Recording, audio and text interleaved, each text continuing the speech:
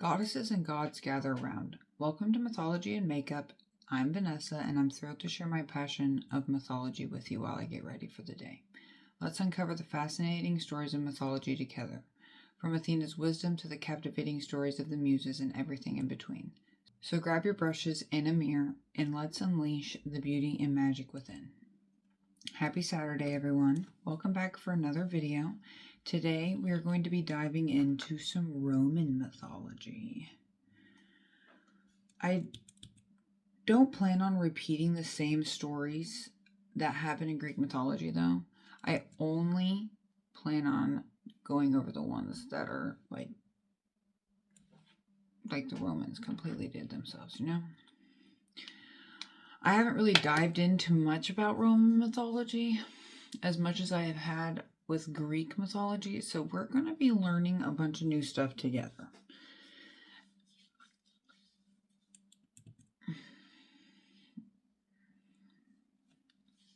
So let's get into it. Most of Roman mythology is imported from other regions, but mainly from the Greeks. The Romans were just not myth makers.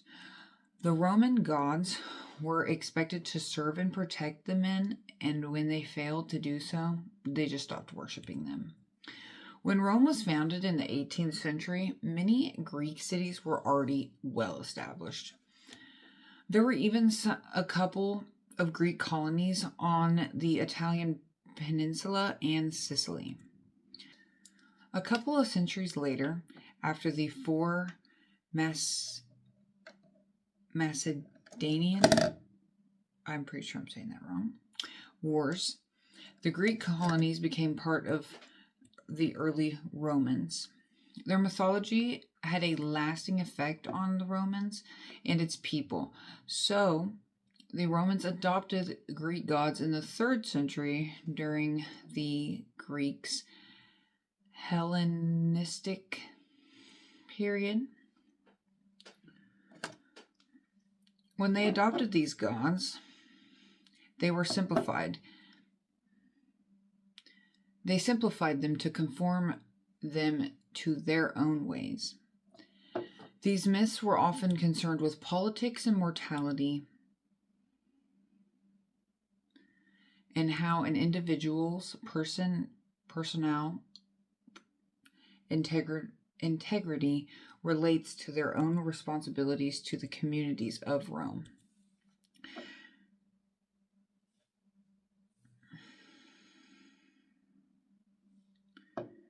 The adoption of the Greeks can be seen everywhere in Rome, from the architecture to the temples. This can be seen in the city's relationship to the Trojan War. This led to the most basic of Roman mythology, the birth of Romulus and Remus, and founding the city.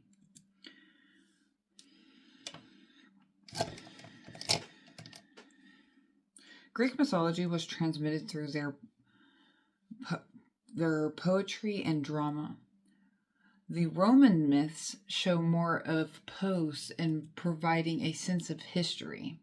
The difference between myth and history in Rome is so much harder to distinguish. So I want to name just a list of the gods, of the Roman gods, with their, Greek name. So we all know who we're talking about. There's Jupiter, which is Zeus, the god of celestial phenomenon and injustice. Juno, who is Hera, is the goddess of motherhood and childbearing. Saturn is Kronos, ruled Italy during the Golden Age, the father of Jupiter and Saturn. Was held in his honor in the winter festival. Mars is Ares, the son of Juno.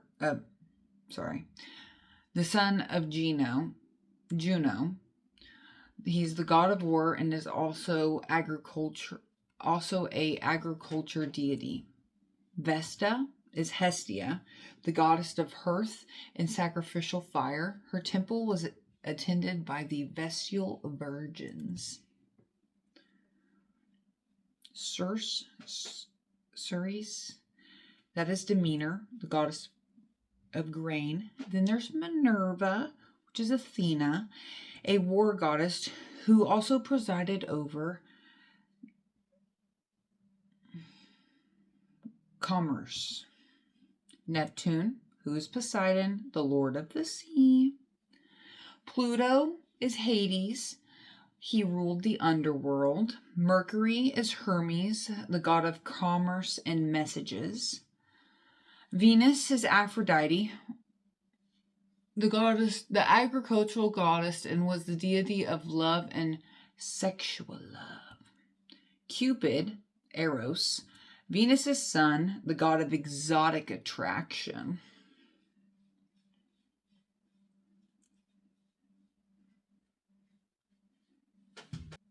Vulcan, which is Hephaestus, the god of fire and warmth, the forge in volcanic eruptions. Liber is Dionysus, the god of wine and drunkenness. Diana, that is Artemis, the huntress goddess of the woods and the moon. Apollo, the god of truth and light, and the only god in Roman mythology that kept his Greek name.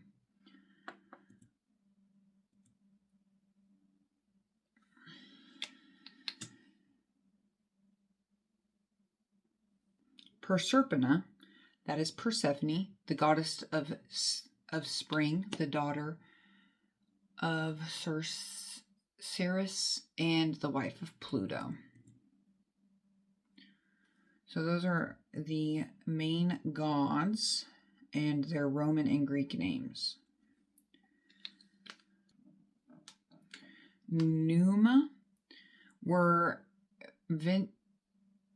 voyage protective powers that inhibited nature and presided over daily human lives, one of the earliest gods in Roman mythology. Janus, the god of beginnings, of doorways and public gates. His statue had two heads. One side, had two faces. One side of it was a young face that faced the rising sun, and on the other side is an older face that faces the setting sun.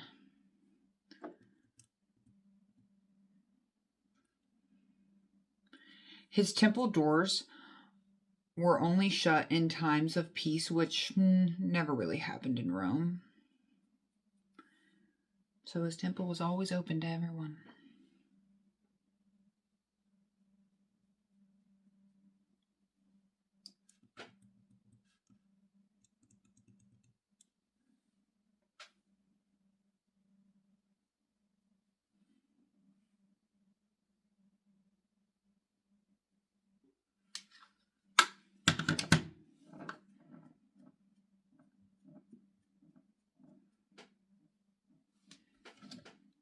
Lares and Penates were mainly the gods of family.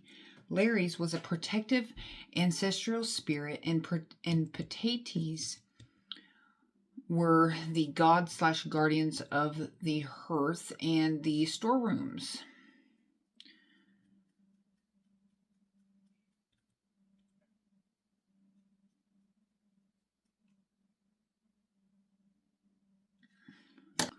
Sylvanus and Fauns were the rustic gods of the forest and possessed goat shanks. Fauns were woodland goatmen,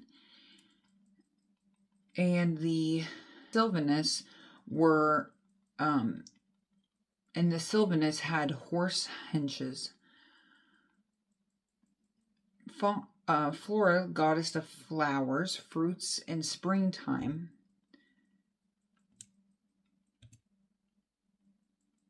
The fawns were often a little confused with one another. I think fawns are so cute though. Adorable. Like Mr. Tumnus in Narnia. And then there's Minerva McGonagall from Harry Potter, and Remus and Romulus. also in Harry Potter. But I just wanted to list all of those before I get into any of the stories, just in case there's like a confusion, because like, you know, my brain just automatically goes to the Greek gods when I'm thinking about Roman mythology. So I just wanted to list those for reference. A lot of early Roman authors who wrote about myths of Rome, but Ovid wrote during a critical time in Rome before he was exiled by the Emperor Augustus. Ovid had several works, but his Metamorphoses and Fastes were two of his most well-known works. Most of his stories were Greek, but they had Roman names.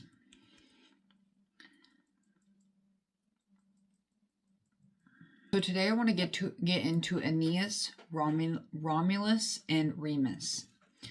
When Hector was killed during the Trojan War, his ghost told Aeneas to leave. With the help of his mother Venus, Aeneas fought his way through the Greeks with his father and his son Lucius. He later joined some Trojan comrades, and they built some ships and they sailed to Thrace, where Aeneas wanted to build a colony. But the ghost of Hector told them no, that they weren't to settle there, and so they continued to Delos, where the oracle of Apollo told the Trojans to return to the land of their ancestors. They thought that Apollo meant Crete, so they moved on to that island. Aeneas dreamed one night that his future home was far to the west in Italy, where the Trojan Dardanus had come from long ago. When they left Crete, they found themselves caught in a storm that took them up to the western coast of Greece. Driven off by the harpies, which were bird-like creatures, they sailed to Epirus, and they found the prince Helenus of Troy, who had married Hector's wife.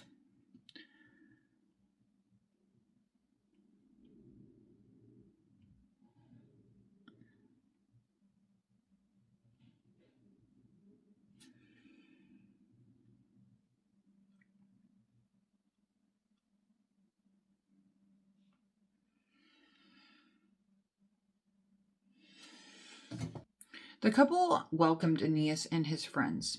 Helenus told them that they would have a hell of a time getting to Italy. He also told them that they needed to avoid the Scylla and Crabus, the monsters in the sea that Odysseus dealt with. When I was researching this story, it really just reminded me of Odysseus and like everything that he had to deal with. Really, to be honest. They were also to sail to the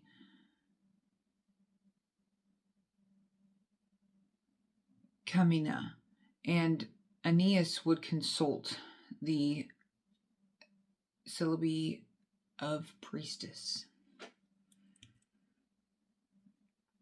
Next, they stopped for a short time on the eastern coast of Italy to worship in their new homeland. But this land was already inhabited by Greeks, and it was pretty dangerous. So next they sailed south. Aeneas and his friends nearly escaped the sea monsters. They eventually landed on Sicily, Etna. They ran into a sailor who had been left behind by Ulysses, also Odysseus.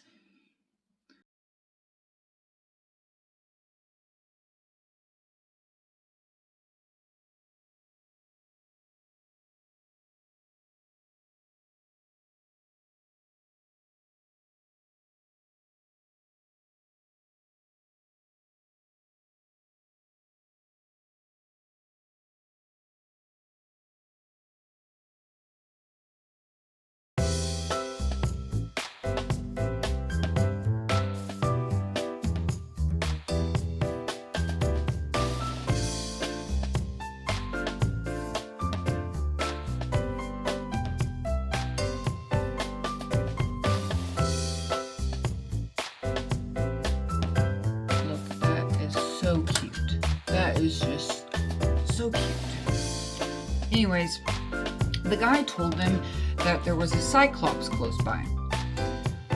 So when they sailed out to leave this land, Polyphemus chased after them.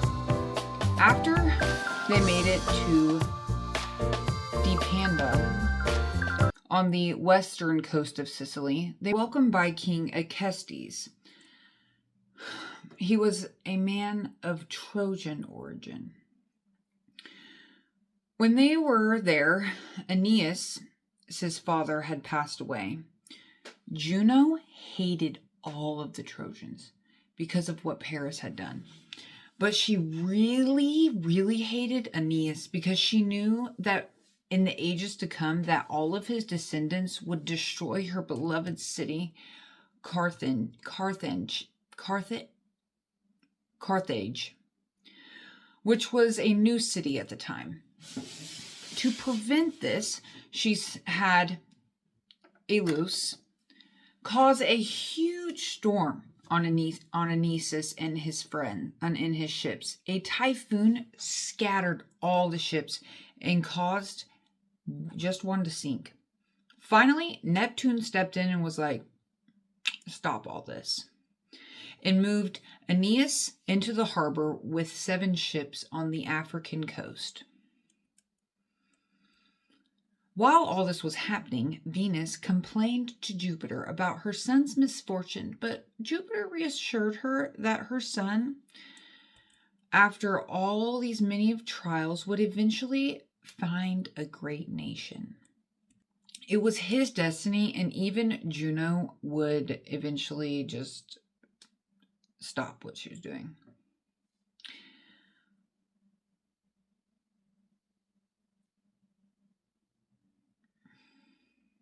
Aeneas and his friends scouted this new land they had come upon, and they ran into a huntress, but they did not know this was Venus in disguise.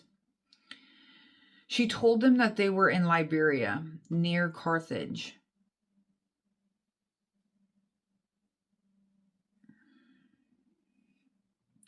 A city ruled by a beautiful queen named Dido, and that she had a fleet from Troy and some loyal followers, and here in Liberia they were building a new city called Carthage.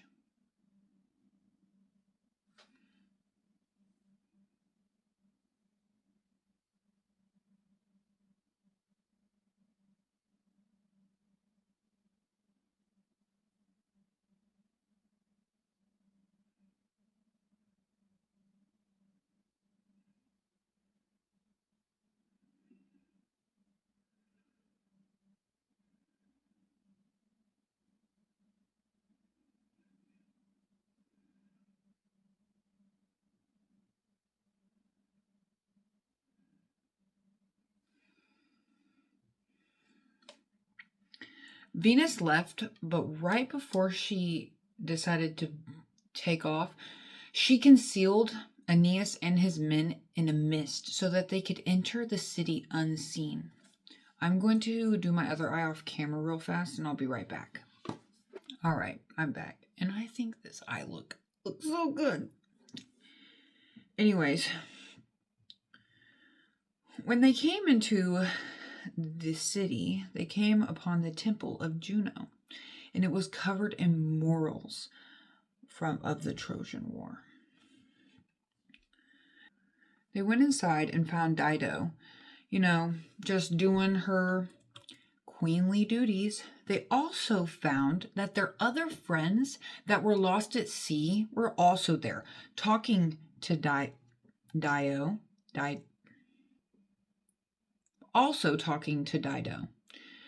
They were asking her for permission to stay and fix their ships. Dido welcomed them to stay, and so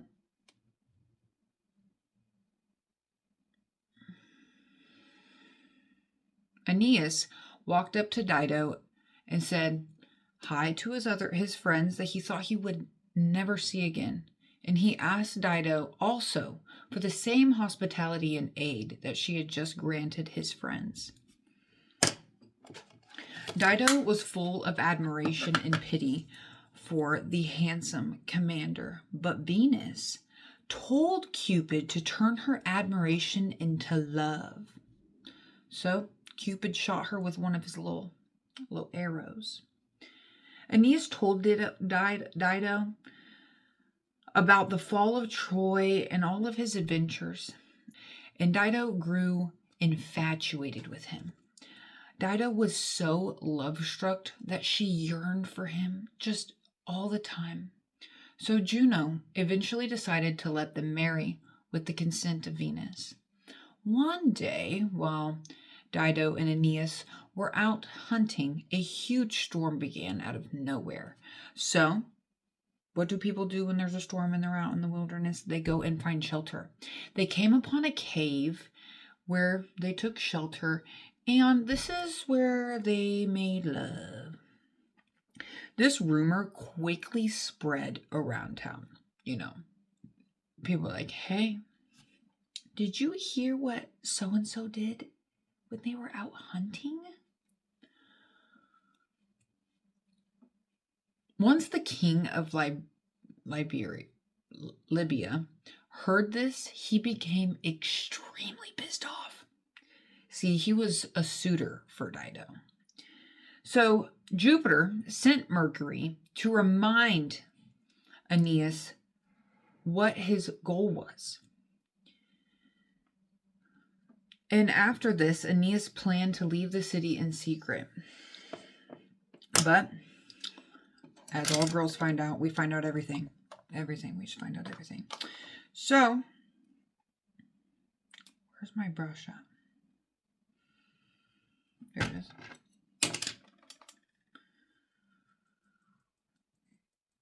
Dido found out and was not too happy about this. She begged and pleaded him to stay, but her words meant absolutely nothing to him,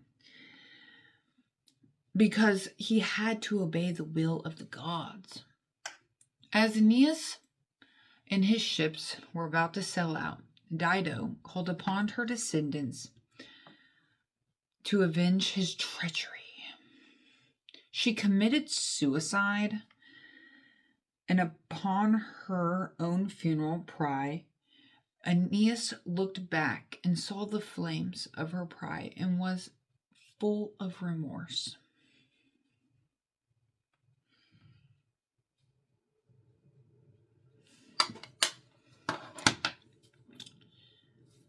Well, I'm going to end it there for today. I hope everybody enjoyed my video. Next week, we will continue the rest of the story. But I hope everybody enjoyed my video today. Oh, hold on. Cannot forget the setting spray.